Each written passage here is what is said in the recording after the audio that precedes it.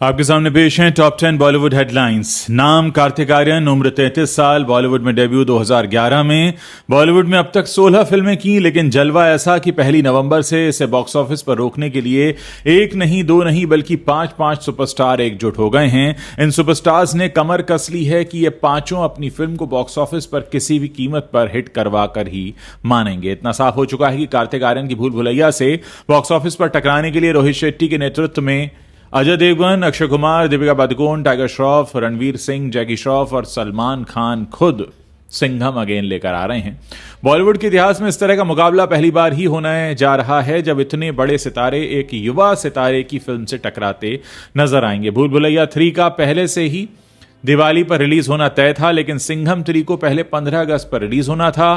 फिर स्त्री 2 की वजह से डर कर फिल्म को दिवाली पर रिलीज करने के लिए टाल दिया गया। कथित तौर पर निर्माताओं के बीच काफी बातें भी हुई, लेकिन कोई भी फिल्म 1 नवंबर की तारीख को छोड़ने के लिए तैयार नहीं थी। इस तरह मुकाबला तय हो गया और अब नतीजा दिवाली के अगले दिन ही आएगा। खास बात यह है कि फिल्म में सारे सुपरस्टार्स को लेने के बावजूद आखिरी मौके पर रोहित शेट्टी ने सलमान खान का कैमियो भी डाल दिया, क्योंकि भाईजान का कैमियो उनके फैंस को फिल्म तक लाने में कामयाब हो सकता है। कार्तिक आर्यन की भूल भुलैया 3 का बजट जहां 150 करोड़ रुपए बताया जा रहा है, वहीं सिंघम अगेन का बजट 375 करोड़ रुपए बताया जा रहा है। इस तरह दोनों फिल्मों के बजट में भी जमीन आसमान का अंतर है। बेशक कार्तिक आर्यन की भूल भुलैया 3 का बॉक्स ऑफिस पर चाहे जो भी हश्र हो, लेकिन उन्हें इस बात के लिए याद रखा जाएगा कि 33 साल के इस लड़के ने सलमान खान, अजय देवगन, अक्षय कुमार, रणवीर सिंह, दीपिका पादुकोण और अर्जुन कपूर जैसे सितारों से अकेले टक्कर ली थी। अर्जुन कपूर की लव लाइफ की बात करते हैं। उन्होंने फाइनली अपने रिलेशनशिप स्टेटस पर खुलकर जवाब दे दिया है। साल 2018 से मलाइका अरोरा को डेट कर रहे थे। दोनों ने सोशल मीडिया पर कई बार साथ में रोमांटिक तस्वीरें भी पोस्ट की। कई बार कपल को किसी खूबसूरत ट्रिप पर जाते हुए तो कभी एक दूसरे के साथ क्वालिटी टाइम बिताते हुए भी स्पॉट किया गया। सोशल मीडिया पर एक ताज़ा वीडियो सामने आया है जिसमें अर्जुन कपूर ने हाथ में माइक थामकर सबके सामने कहा, अभी सिंगल हूं मैं, रिलैक्स। अभी सिंगल हूं, रिलैक्स करो। ये वीडियो कुछ मिनटों में ही वायरल हो गया। अर्जुन कपूर ने अपने पास में खड़ी महिला की तरफ इशारा करते हुए कहा, इन्होंने टॉल एंड हैंडसम बुला लिया तो लगा कि शादी की बात करने वाली हैं, इसीलिए मैंने बता दिया कि मैं सिंगल हूं। बात करें उस वीडियो पर पब्लिक के रिएक्शन की तो लोग अर्जुन के मजे लेते हुए दिखाई दे रहे हैं। एक यूजर ने लिखा, सिंगल ही रहेगा हमेशा। वहीं एक ने लिखा, नॉट इंटरेस्टेड। एक ने कमेंट किया, अभी तो और अच्छा मिलेगा इसको। एक फीमेल फैन ने वीडियो पर कमेंट किया, मैं अवेलेबल हूं सर। इसी तरह के ढेरों कमेंट्स इस वीडियो पर आ रहे हैं। 21 अक्टूबर को यह खबर सामने आई थी कि मेकर्स ने सेंसर सर्टिफिकेशन के लिए सिंघम अगेन सेंसर बोर्ड में जमा की है। वहीं अब यह फिल्म सेंसर बोर्ड से पास हो चुकी है। फिल्म रिलीज के लिए तैयार है। हालांकि बोर्ड ने मेकर्स को इस फिल्म में कुछ बदलाव करने के भी आदेश दिए हैं। अजय देवगन की यह फिल्म 1 नवंबर को रिलीज होने जा रही है। सेंसर बोर्ड ने इस फिल्म को UA सर्टिफिकेट दिया है, यानी हर उम्र के लोग इस फिल्म को देख सकते हैं, लेकिन 12 साल से कम उम्र के बच्चों के लिए माता पिता का मार्गदर्शन जरूरी है। चलिए अब आपको बताते हैं कि इस फिल्म में क्या क्या बदलाव हुए हैं। बॉलीवुड हंगामा की माने तो सिंघम अगेन में 7 मिनट 12 सेकंड के सीन्स कट कर दिए गए हैं और कुछ जगहों पर सीन्स को मॉडिफाई करवाया गया है। 2 जगहों पर 23 सेकंड के सीन में बदलाव कराए गए हैं। पहले सीन में जहां पर भगवान राम, सीता और हनुमान का जिक्र है, उसे सिंघम, अवनी और सिम्बा से रिप्लेस करने को कहा गया है। वहीं दूसरा सीन जिसमें सिंघम को भगवान राम के कैरेक्टर के पैर छूते हुए दिखाया गया, उसमें भी बदलाव करने को कहा गया है। बोर्ड ने 16 सेकंड का एक और सीन डिलीट करने को कहा है, जिसमें फिल्म में चल रहे ड्रामा सीन में रावण सीता के कैरेक्टर को धक्का देता है और खींचता है। सिम्बा यानी रणवीर सिंह के भी एक सीन को डिलीट करने की सलाह दी गई है, जिसमें वो फ्लर्ट करते हैं। यह भी बताया जा रहा है कि 4 जगहों पर जुबैर नाम के कैरेक्टर के डायलॉग्स भी डिलीट किए गए हैं। यानी आप कह सकते हैं कि एक तरह से ये दूसरी आदि पुरुष होते होते बच गई है। सेंसर बोर्ड ने बचा लिया है। जितनी गलतियां हैं उसके हिसाब से कमेंट किए गए हैं। प्रियंका चोपड़ा की बात करते हैं, जो आज ग्लोबल आइकॉन के रूप में जानी जाती हैं। बॉलीवुड से दूर इन दिनों ये हॉलीवुड में अपनी पहचान बना रही हैं, लेकिन सोशल मीडिया पर प्रियंका चोपड़ा का एक पुराना वीडियो सामने आया है। वो सिमी ग्रेवाल के show rendezvous with Simi Grewal में लड़का होने की इच्छा जाहिर करती दिख रही हैं।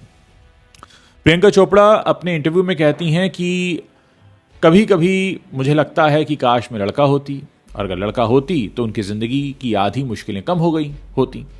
इस क्लिप में प्रियंका ये भी कहती हैं कि लड़की होना बहुत मुश्किल है, काश मैं कभी लड़का होती, सच में कोई तनाव नहीं, बस एक जोड़ी जीन्स और एक टी शर्ट पहन लो और बस हो गया। इसके जवाब में सिमी ग्रेवाल कहती हैं कि लेकिन आजकल ज़्यादातर लड़के ऐसे भी हैं जो बहुत सारी जिम्मेदारियां उठा रहे हैं। हालांकि प्रियंका सिमी की बातों से इत्तेफाक नहीं रखती। वो कहती हैं लड़के कभी उतना कुछ नहीं कर सकते जितना लड़कियों को करना पड़ता है। हमें इतना सचेत रहना पड़ता है कि हमारे बालों का एक भी कर्ल अपनी जगह से ना खिसके। इसके साथ ही उन्होंने इस बात की तरफ इशारा किया कि बॉलीवुड में एक एक्ट्रेस होना और एक एक्ट्रेस होने के नाते अपना रास्ता बना पाना एक्टर होने के मुकाबले काफी मुश्किल होता है। बात करते हैं लोक गायिका शारदा सिन्हा की, जो इस समय दिल्ली एम्स में भर्ती हैं। मैंने प्यार किया में एक गाना आया था, कहे तो उसे सजना, ये उन्होंने ही गाया था। मैं आपको याद दिला दूं कि इस फिल्म का बजट था 1 करोड़ रुपए और इस फिल्म ने सिनेमाघर में 45 करोड़ का बिजनेस किया था। लेकिन इस फिल्म के लिए ये जो गाना गाया था शारदा जी ने, उसके लिए उन्हें सिर्फ 75 रुपए मिले थे। फिल्म की हीरोइन को 1 लाख रुपए मिले थे और सलमान खान को सिर्फ 30,000 रुपए मिले थे। और अभी जानकारी निकलकर सामने आई है तो हर कोई ये कह रहा है कि बताइए, एक सिंगर को आप 75 रुपए दे रहे हैं, हीरोइन को 1 लाख और हीरो को 30,000 उस जमाने में। सलमान शाहरुख की फिल्म करण अर्जुन जो 30 साल पहले सिनेमाघरों में आई थी, लोग आज भी इसे देखना चाहते हैं और इन दिनों पुरानी फिल्मों को फिर से रिलीज किया ही जा रहा है क्योंकि बॉलीवुड के पास अपना कोई नया मसाला नहीं है। इस बीच सलमान खान ने करण अर्जुन की फिल्म को लेकर एक बड़ा ऐलान किया है। 90 के दशक की यह फिल्म एक बार फिर से सिनेमाघरों में आ रही है। बॉलीवुड इंडस्ट्री के जो सलमान खान हैं, उन्होंने अपनी तरफ से ये ऐलान किया है कि राखी जी ने बिल्कुल सही कहा था कि मेरे करण अर्जुन आएंगे। उस फिल्म का डायलॉग था, वो बार बार इसमें राखी जी कहती हैं कि मेरे करण अर्जुन आएंगे। तो सलमान कह रहे हैं कि मेरे करण अर्जुन आएंगे। और आपको बता दें कि करण अर्जुन 22 नवंबर को दुनिया भर के सिनेमाघरों में आएंगे, तो क्योंकि ये 22 नवंबर को ये फिल्म फिर से रिलीज हो रही है। मिर्ज़ापुर की बात करते हैं। मिर्ज़ापुर के प्रशंसकों के लिए एक बड़ी खबर यह है कि अब बड़े पर्दे पर मिर्ज़ापुर को आप देख पाएंगे। Amazon प्राइम पर 3 सफल सीजन रहे हैं और अब इस पूरी कहानी को एक स्टैंड अलोन फिल्म के रूप में प्रस्तुत किया जाएगा। मिर्ज़ापुर द फिल्म को 2026 में रिलीज किया जाएगा, यानी अगले से अगले साल। फिल्म में एक बार फिर मुन्ना त्रिपाठी, कालीन भैया और गुड्डू पंडित जैसे किरदारों को बड़े पर्दे पर देखने का मौका मिलेगा। फिल्म का ऐलान फरहान अख्तर द्वारा इंस्टाग्राम पर एक पोस्ट करके किया गया है, जिसमें उन्होंने लिखा है अब भोकाल भी और बड़ा होगा और पर्दा भी। मिर्ज़ापुर द फिल्म जल्द आ रही है। अल्लू अर्जुन की फिल्म पुष्पा 2 द रूल इस साल दिसंबर को रिलीज होने वाली है। इस फिल्म का दर्शकों को काफी वक्त से इंतजार रहा है। वहीं पुष्पा 2 5 दिसंबर को अब दुनिया भर के सिनेमाघरों में दस्तक दे देगी। अल्लू अर्जुन की इस फिल्म की स्क्रीनिंग 11,500 से भी ज्यादा सिनेमाघरों में की जाएगी। पुष्पा 2 भारत में 6,500 से ज्यादा स्क्रीन पर रिलीज होगी। ऐसे में हर कोई अल्लू अर्जुन की इस फिल्म को लेकर काफी एक्साइटेड दिख रहा है। वहीं इन सबके बीच पुष्पा 2 पर कर्फ्यू के बादल छाते दिख रहे हैं। दरअसल फिल्म की टीम ने पुष्पा 2 के प्रमोशन की शुरुआत कर डाली है, लेकिन तेलंगाना और हैदराबाद के कई हिस्सों में कर्फ्यू लगा हुआ है, जिसके चलते पुष्पा 2 की जो टीम है वो दिक्कतों का सामना कर रही है, क्योंकि सरकार ने इस कर्फ्यू को 28 नवंबर तक बढ़ा दिया। यानी 28 नवंबर तक सार्वजनिक समारोह पर प्रतिबंध लगा हुआ है। ऐसे में फिल्म की टीम जो है वो पुष्पा 2 को प्रमोट नहीं कर पाएगी। हालांकि खबर यह है कि फिल्म के निर्माता प्रमोशन कार्यक्रमों को आंध्र प्रदेश में स्थानांतरित करने या फैंस को जोड़े रखने के लिए डिजिटल तरीकों की जो मदद है वो लेने वाले हैं। आपको बता दें कि अगर पुष्पा 2 का ट्रैक रिकॉर्ड देखा जाए तो इस फिल्म की रिलीज डेट कई बार बदली गई है। पहले ये फिल्म जून में रिलीज हो रही थी, लेकिन इसके बाद अगस्त की तारीख आई, फिर खिसकते ये दिसंबर में आई और दिसंबर में पहले इसकी तारीख रखी गई थी 6 दिसंबर। अब ये एक दिन पहले 5 दिसंबर को रिलीज होने वाली है। बेंगलुरु के एक 5 स्टार होटल में 31 साल के पुरुष ने यौन उत्पीड़न के आरोप में मलयालम फिल्म निर्देशक रंजीत बालकृष्णन के खिलाफ एक मामला दर्ज कराया है। पुलिस ने सोमवार के दिन ही ये जानकारी दी। ये जो पीड़ित व्यक्ति है, इसने एक FIR कराई है जिसमें दावा किया गया है कि एक निर्देशक से उसकी मुलाकात तब हुई जब वो वावोत्तियूड नामथिल नाम की फिल्म की शूटिंग कर रहा था। 2012 में उनसे मिलने गया था। इस FIR में इस शिकायतकर्ता ने आरोप लगाया है कि निर्देशक ने मेरा फ़ोन नंबर लिया और दिसंबर 2012 में उसे कैंपेगौड़ा अंतर्राष्ट्रीय हवाई अड्डे के पास एक होटल में बुलाया। इसके बाद निर्देशक ने कथित तौर पर उसे शराब पिलाई और उसका यौन उत्पीड़न किया।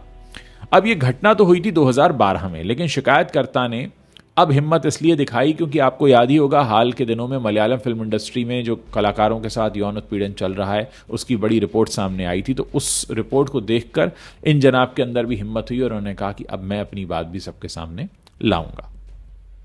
साउथ इंडियन एक्टर बाला अपनी एक्शन और डायरेक्शन के लिए जाने जाते हैं। हाल ही में उन्होंने एक बार फिर शादी कर ली है और इस बार उन्होंने अपनी ही रिश्तेदार से शादी की है। आपको बता दें कि उनकी ये चौथी शादी है और उनकी दुल्हन उनकी अपनी ही चचेरी बहन कोकिला है।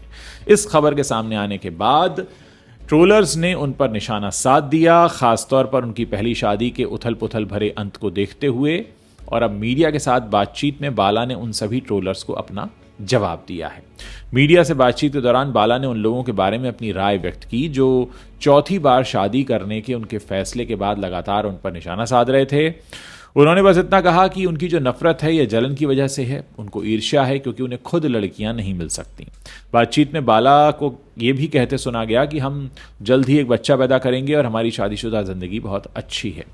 वो मीडिया से बातचीत में कहते हैं कि मैं राजा की तरह जीऊंगा, वो मेरी रानी हैं, अगर कोई इस बात से जलता है तो जले, ये उसकी गलती है। जलने वालों के घर में कार नहीं है और उन्हें लड़कियां नहीं मिल रही हैं। वो कहते हैं कि मैंने 4 बार शादी की है, उन्हें हर चीज़ में गलती ही नज़र आती है। अब पूरा मामला यह है कि जो उनकी चौथी बीवी हैं उनसे 24 साल छोटी हैं और उनकी चचेरी बहन भी हैं। और बाला पहले 3 बार शादी कर चुके हैं और इस बात को लेकर उनके जितने चाहने वाले हैं वो काफ़ी नाराज़ हैं। बाला ने अपनी पहली पत्नी और सिंगर अमृता सुरेश को तलाक दे दिया और हाल ही में अमृता ने इनके खिलाफ, बाला के खिलाफ पुलिस में शिकायत भी दर्ज कराई थी और ये कहा गया था कि ये जो बाला हैं ये अपनी पहली पत्नी को और उनकी बेटी को बड़ा इमोशनल नुकसान पहुंचा रहे हैं ऐसी बातें करके। तो दोस्तों ये वो बड़ी खबरें थीं, 10 बड़ी खबरें जो समय छाई हुई हैं। वीडियो पसंद आया तो उसे आप शेयर कर सकते हैं और अगर आपने अभी तक सब्सक्राइब नहीं किया तो आप अभी इसी वक्त हमारे चैनल को सब्सक्राइब करें और अपना सपोर्ट दिखाएं।